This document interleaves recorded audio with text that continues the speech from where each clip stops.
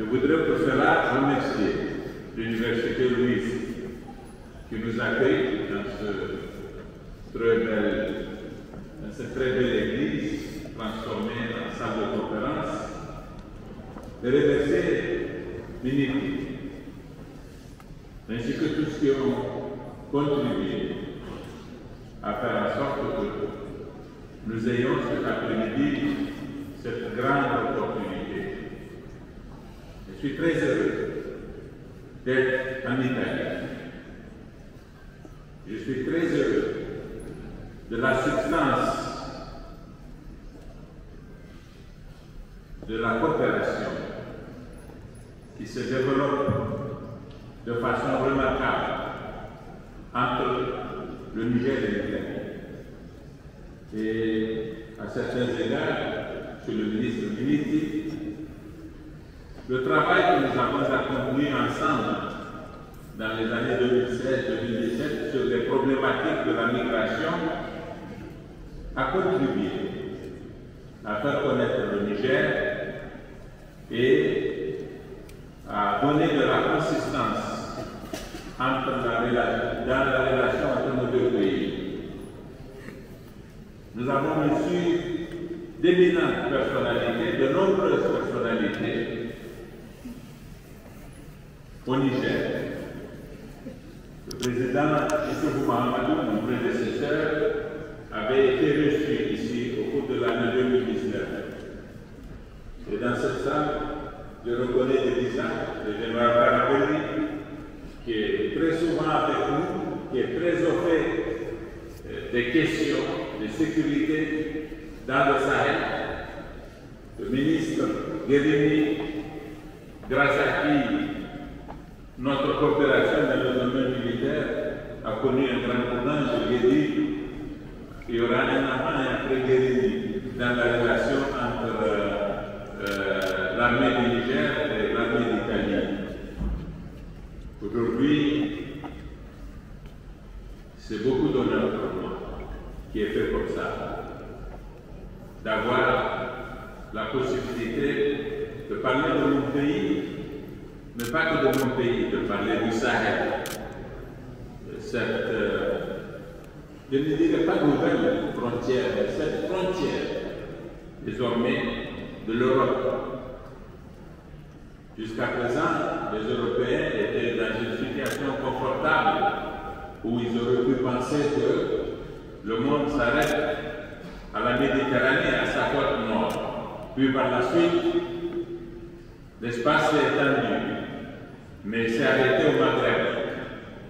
Aujourd'hui, par la force des choses, du fait du développement de la science, de la technologie, des phénomènes de mobilité, les frontières ont tendance à s'estomper.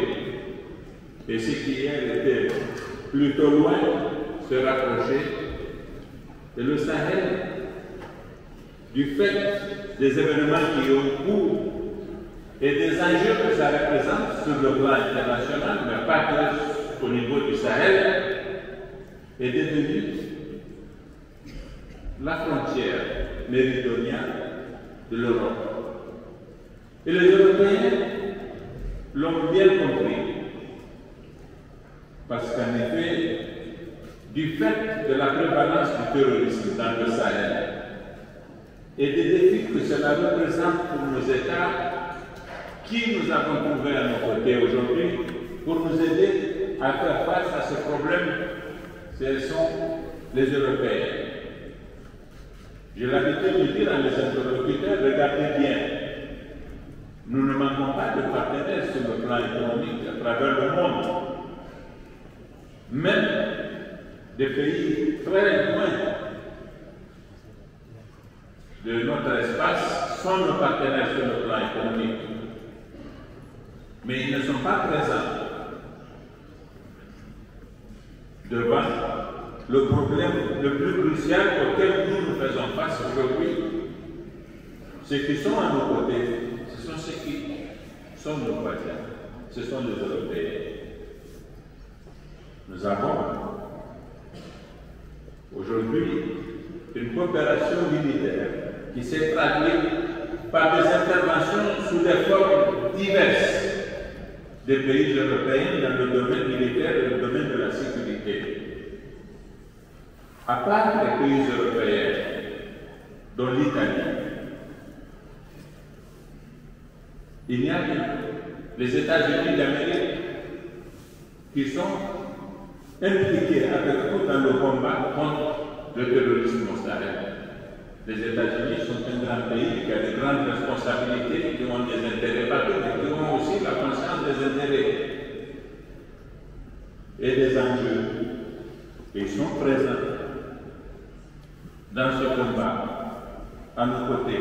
Mais à part eux, on n'avait aucun autre pays. Il n'y a que les pays européens, simplement parce que, en fait, les pays européens savent que nous sommes leurs voisins et que si la situation du continent africain est dans cet espace plus précis, qui relève de leur voisinage, plus ou moins lointain, si donc, dans cet espace-là, la situation continue de se dégrader, ça va les affecter.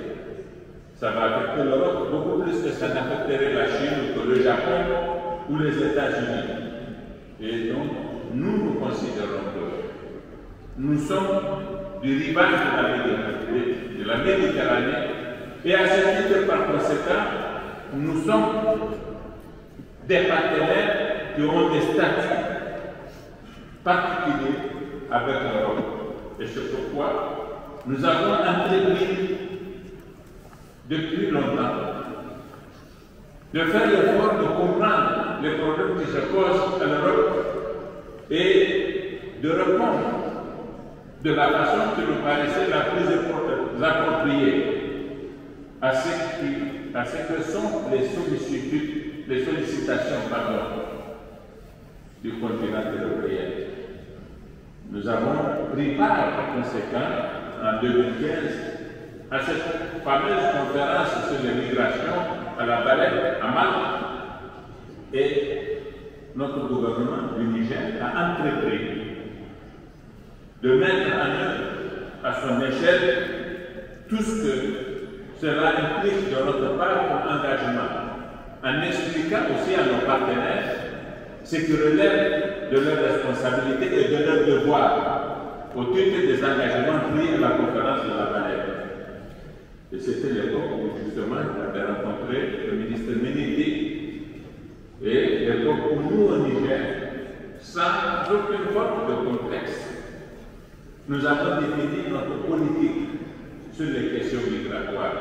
Le Niger, pour ceux qui ne le savent pas, n'est pas un pays de départ des migrants vers l'Europe.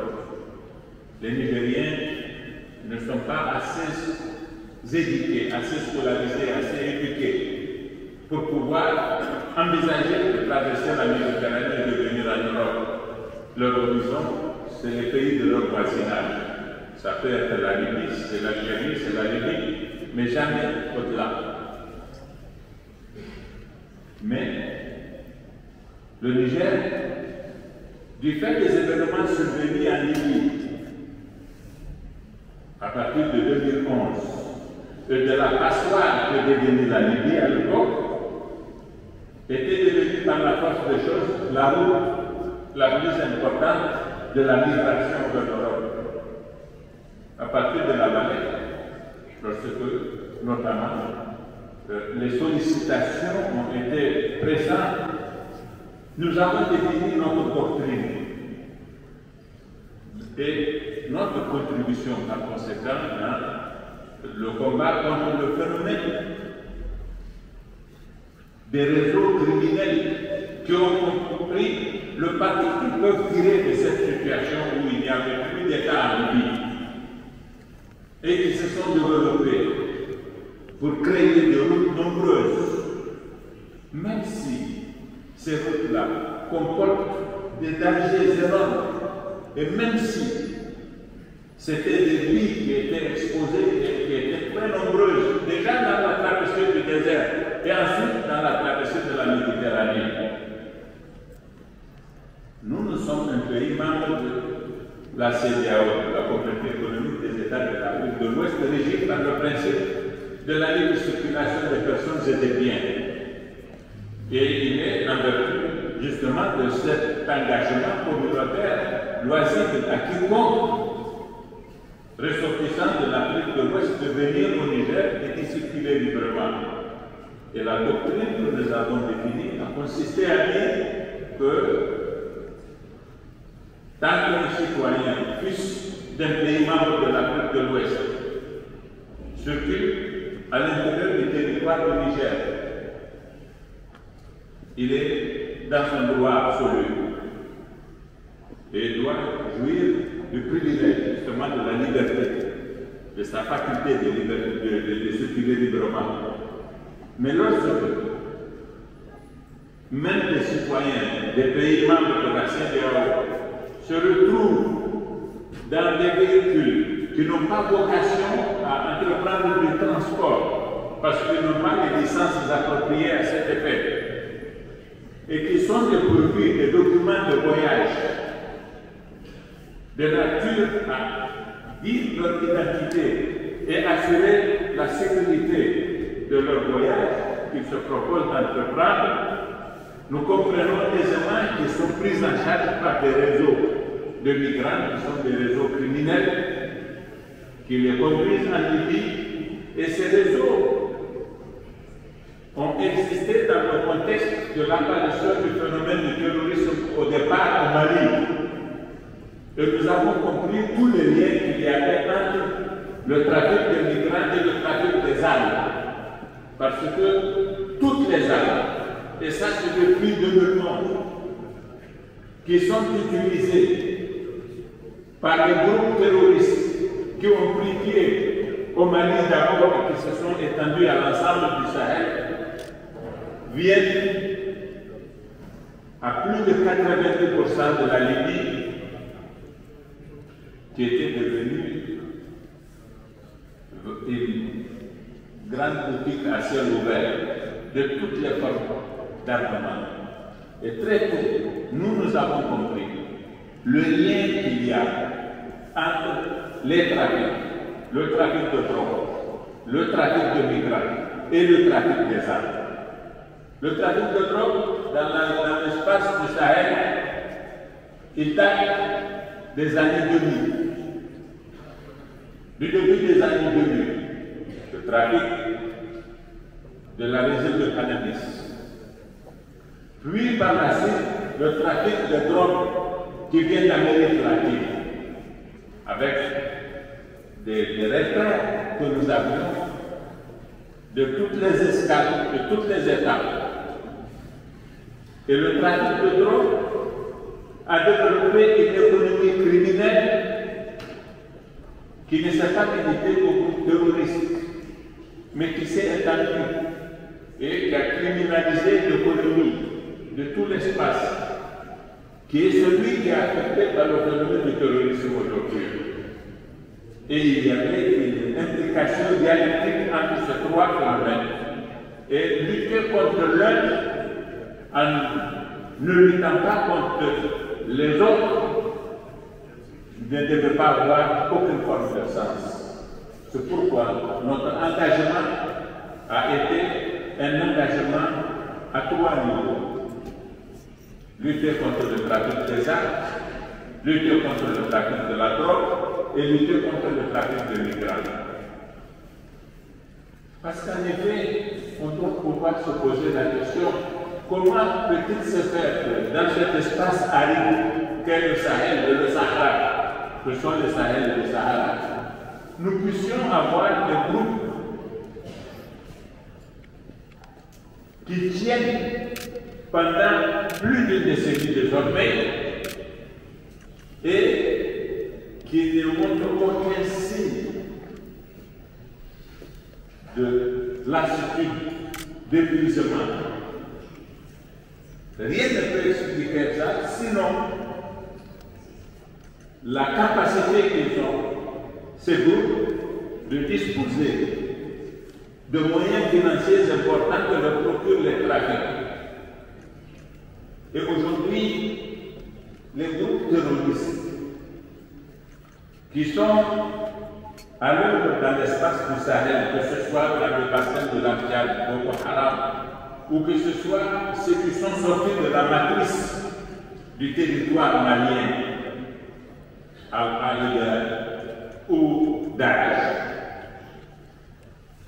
ont des capacités d'équipement militaire d'un niveau supérieur à ceux de nos armées, du moins sur certaines armes qui sont les plus utilisées dans cette forme de conflit auquel nous avons affaire. Chez les groupes terroristes, la M80, je vois par terre de généraux, est devenue une arme comme la Kalachnikov. Elle s'est substituée à la Kalachnikov. Nous, nos États, ne peuvent pas faire en sorte que chacun de nos soldats dispose d'une M80. C'est trop cher, mais eux, ils le peuvent. Les RPG 7, les lance-roquettes 7, ils en disposent en quantité, en nombre, pas en proportion, mais en nombre même, plus important que ne peuvent posséder nos armées. Lorsque donc, c'est à partir de cela qu'on peut évaluer le rapport de force. Il est clair que cette guerre, nous ne pouvons que la perdre. Et nous avons intérêt par conséquent à développer d'autres dimensions à partir desquelles nous pouvons avoir de la supériorité. C'est les engins, c'est les moyens blindés et c'est la dimension, c'est le vecteur aérien. Et c'est en cela que la coopération avec nos partenaires est une coopération intéressante. Et c'est ça qui explique que le Niger ait accepté sans aucune forme de complexe de s'ouvrir à tous ses partenaires, et en particulier européens, qui ont décidé de venir et de l'aider. Et je peux vous dire que nous recevons de la part de nos partenaires, qu'ils soient français, qu'ils soient italiens, qu'ils soient allemands, qu'ils soient américains ou d'autres encore, une aide précieuse dans la formation de nos militaires. Une formation de force spéciale, spécifique, d'une qualité qui confère à notre armée de capacités qu'elle n'aurait jamais pu avoir. C'est pourquoi vous ne nous entendrez jamais nous entonner ce discours sur la souveraineté. Ce n'est pas, nous n'avons pas ce complexe. Nous sommes dans une relation totalement décomplexée avec nos partenaires parce que nous avons conscience du fait que les Européens ont bien compris que la sécurité du Sahel détermine la sécurité de l'Europe parce que son voisin, la Méditerranée, n'est pas un obstacle, elle est devenue tout simplement un pont, elle est devenue une passoire. Et la Méditerranée nous unit plutôt que ce soit une barrière. Et toute notre diplomatie et toute notre stratégie se fondent sur ces postulats-là. Dans le contexte de nos difficultés, d'un pays qui souffre de deux problèmes sur lesquels je vais m'apaisantir un tout petit peu pour vous donner une idée de ce que sont les défis au-delà, justement, des questions de sécurité et de migration. Le Sahel est la zone du monde, je le pense, j'ai la faiblesse de le penser, peut-être que je tort, mais je le pense. C'est la zone du monde qui est le plus affectée par le phénomène du changement climatique. Jamais. Nulle part au monde. Peut-être les petits États insulaires avec le phénomène de la montée des océans. Les pays du Sahel ont leur économie de base de l'agriculture. C'est des pays pauvres, malheureusement, dont l'économie repose encore sur l'agriculture, secteur primaire. Cette économie est affectée par le changement climatique. Et ce n'est pas par hasard si ce sont les pasteurs qui sont les jeunes pasteurs qui sont le plus engagés dans les organisations terroristes au Sahel aujourd'hui. Le mode économique, le mode de vie pastoral est perturbé, déstructuré, désorganisé par le changement climatique. Les pluies sont rares, la biodiversité s'est totalement amenuisée. Ça, c'est un vrai problème. Et les jeunes ont de plus en plus de difficultés à vivre dans des territoires qui sont devenus étroits parce que les ressources naturelles se sont raréfiées. Mais au même moment, malheureusement, nous assistons à un phénomène de croissance démographique à nul autre comparable non plus. Nos pays ont des taux de croissance démographique de 4% par an, par endroit, et une moyenne pour le Niger qui se situe au-delà de 3,5% par an. J'ai l'habitude de dire, de rapporter une anecdote à mes interlocuteurs quand je parle de ce problème, en disant que quelqu'un qui était venu en 1973 au Niger me disait que c'était un Danois. Quand j'étais venu au Niger, la population du Niger était de 5 millions, comme celle de mon pays. Aujourd'hui, la population du Niger est de 25 millions. Le Danemark reste encore à 5 millions. Vous voyez ce que ça nous pose, nous, comme défi pour scolariser les enfants. Si nous parlions des mêmes moyens qu'au Danemark en 1973, il nous en faudrait 5 fois plus aujourd'hui. Et c'est pareil pour la santé, c'est pareil pour le logement, c'est pareil pour l'eau, c'est pareil pour tous les services que nous devons assurer à notre population. Voilà deux grands défis. Et les débats que nous menons dans le cadre des COP chaque année sont des débats qui débouchent sur des conclusions qui ne peuvent jamais nous satisfaire. Et ce débat sur les changements climatiques, il faut que nous les menions dans d'autres termes différents de ceux dans lesquels nous les avons conduits jusqu'à présent à l'occasion de ces discussions-là. Nous sommes en effet d'accord pour que nous ayons un comportement de nature à favoriser une amélioration de la situation, mais pas aux conditions qui nous sont posées par nos partenaires. Nous, dans le contexte d'aujourd'hui, nous n'avons pas accès au crédit qui nous permettent de promouvoir les industries, l'énergie, promouvoir l'énergie renouvelable. C'est trop cher, ce sont des investissements qui ne sont pas à notre portée, ce n'est pas possible. Parce que pour emprunter de l'argent, les conditions que les banques nous posent sont des conditions qui ne sont pas à notre portée. Et nous ne pouvons pas continuer à végéter dans la pauvreté qui est la norme aujourd'hui au nom de la nécessité de sauver la planète. Ce n'est pas possible.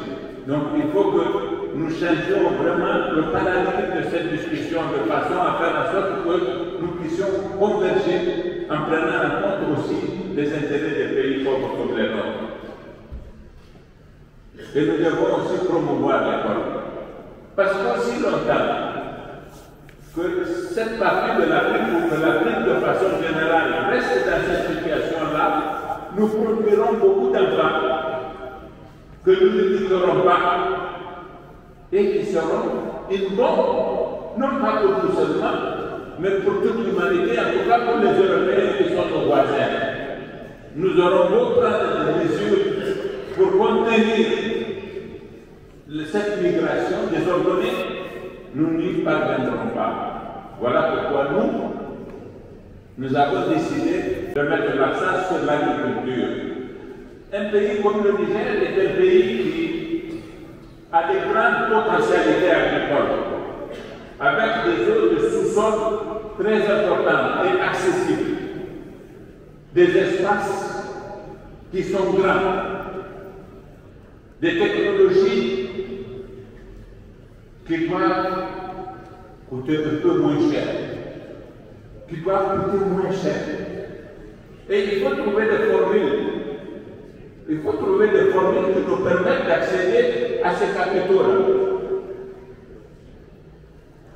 Et les entreprises italiennes, les entreprises européennes doivent pouvoir venir investir au Niger dans le domaine de l'agriculture. Nous avons un potentiel très très important et nous ne sommes pas loin de l'Europe. Un journal italien m'a posé la question de savoir quels sont les pays les plus présents dans l'économie du Niger. Je lui ai dit les entreprises les plus présentes sont les entreprises chinoises, indiennes et turques. Il m'a dit pourquoi ce ne serait pas des entreprises européennes. Et je lui ai dit c'est ça le paradoxe, nous sommes voisins, mais les entreprises européennes demandent un confort que ne demandent pas les autres, mais c'est un confort qu'elles ont décidé d'inventer tout simplement parce qu'elles regardent nos pays à travers un prisme qui est totalement erroné. Si des entreprises chinoises, indiennes ou turques peuvent venir investir en Afrique, faire de l'argent, pourquoi les entreprises européennes ne le pourraient-elles pas? Mais elles ne le font pas. Ce n'est pas pourtant faute de notre part d'avoir créé des conditions pour assurer la sécurité juridique, la sécurité tout court des investissements. C'est vrai que par endroits, et notamment au Sahel, on a des situations comme celle dont je parlais tout à l'heure, mais elles ne sont pas la règle générale et absolue pour le continent africain, et ça n'affecte pas les pays, même au sein du Sahel, de la même façon. La preuve, c'est que nous, au Niger, alors que nous sommes voisins de la Libye, nous sommes voisins du Mali, nous sommes voisins du Burkina Faso, nous nous sommes permis d'organiser une élection démocratique à travers laquelle, en 2021, un président démocratiquement élu a passé le témoin à un président démocratiquement élu. Nous sommes en train de promouvoir un état de droit qui n'a pas de complexe dans la mise en œuvre des règles du respect vraiment du droit vis-à-vis de ce qui se passe même dans les pays européens. Et donc, par conséquent, nous avons décidé d'industrialiser l'agriculture de façon à donner des opportunités de travail au maximum des jeunes en âge de travailler, même s'ils ne sont pas éduqués, et créer les conditions d'une formation qui leur permette justement de vivre de l'agriculture. Et nous avons aussi décidé de mettre l'accent sur l'éducation. L'éducation, c'est très important. De toute façon, c'est par l'éducation que ça va se régler chez nous. Le phénomène de la croissance démographique débridée, comment y remédier? On ne peut y remédier que par l'école. Et nous avons décidé par conséquent de mettre en œuvre les réformes qu'il faut dans notre système éducatif pour le rendre plus efficient, de façon à nous permettre justement de conférer aux enfants les compétences et les acquisitions qui sont nécessaires pour qu'ils puissent réussir à l'école, apprendre des choses et être préparés à des compétences qui leur permettent d'accéder à des emplois et d'avoir des revenus, plutôt que de retourner dans les villages et de se voir exposés au risque de ne pouvoir être enrôlés que dans les forces criminelles qui sont aujourd'hui celles qui offrent peut-être le plus de perspectives. En plus, nous mettons un accent particulier sur l'éducation des filles. Ce qui se passe en ce moment au Niger, c'est que nous nous sommes efforcés avec nos partenaires de faire en sorte que nous ayons des écoles dans pratiquement tous les villages. Le niveau de la qualité de l'école n'est pas bon, elle laisse à désirer, je viens de le dire, et elle produit beaucoup de déchets et forme peu de compétences. Ce qui se passe le plus souvent, c'est qu'une fois que l'enfant a fini son cycle élémentaire, qu'il passe dans un collège, nous n'avons pas la possibilité de construire des collèges dans tous les villages, mais nous en construisons dans des villages bien déterminés. Et les enfants des villages où il n'y a pas de collège conversent dans les villages où il y a le collège. Mais très souvent, les parents ne consentent pas que leur fille puisse se retrouver dans notre village dans la précarité totale. Et on a tendance à sortir des filles du système scolaire. Une fille qui sort à 12 ans, 13 ans, 14 ans du système scolaire, dans nos traditions, dans nos mœurs à nous, est donnée en mariage l'année où elle a quitté l'école. Et c'est pourquoi, dans certaines parties de notre pays, l'âge moyen où les filles ont leur premier enfant est l'âge de 15 ans, parce qu'elles ont quitté l'école. Nous avons décidé de créer des internats et de faire en sorte que l'État s'occupe de ces filles dans les internats des collèges ruraux et qu'elles y restent jusqu'à la fin du premier cycle de leur scolarité au niveau du secondaire. Lorsque une fille atteint 18 ans dans une école dont on a amélioré l'efficience, même quand elle quitte et qu'elle se marie, on l'aura mise à l'abri de 2 accouchements au moins en moyenne. Si nous mettons dans une grande échelle cet effort-là, nous sommes sûrs que nous nous retrouverons dans une situation où nous pouvons avoir, où cette politique peut avoir un effet sur le taux de la croissance démographique et sur la natalité des enfants. Donc, voilà ce que j'ai envie de dire quand on veut connaître nos pays amis. Changement climatique, forte croissance démographique, un potentiel contre lequel il faut lutter. Un potentiel contre les effets duquel il faut lutter.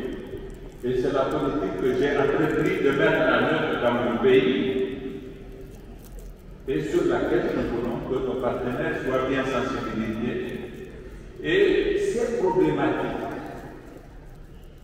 du changement climatique et de l'inefficience des systèmes scolaires, si on n'en a pas une conscience très aiguë et qu'on ne se mobilise pas tous ensemble pour y faire face, nous allons toujours parler de migration et de terrorisme. Mais nous nous attaquerons aux effets, mais jamais à la cause de ces phénomènes-là. Pourtant, c'est dans des territoires où il y a de grandes potentialités de richesse. Un pays comme le Niger, c'est beaucoup d'eau, beaucoup de sources d'énergie, une population jeune, des facteurs qui sont favorables aujourd'hui aux investissements qui permettent de donner lieu à d'autres opportunités et d'autres perspectives. Voilà pourquoi les sociétés, les entreprises européennes doivent s'intéresser à l'Afrique pour y investir et créer les conditions de production de la richesse dont nous avons besoin pour lutter contre les effets du phénomène de changement climatique et améliorer l'efficience de notre système scolaire de façon à nous permettre de faire face à ce deux fléaux dont je parlais et dont le terrorisme dans le Sahel n'est qu'une forme tout simplement d'expression.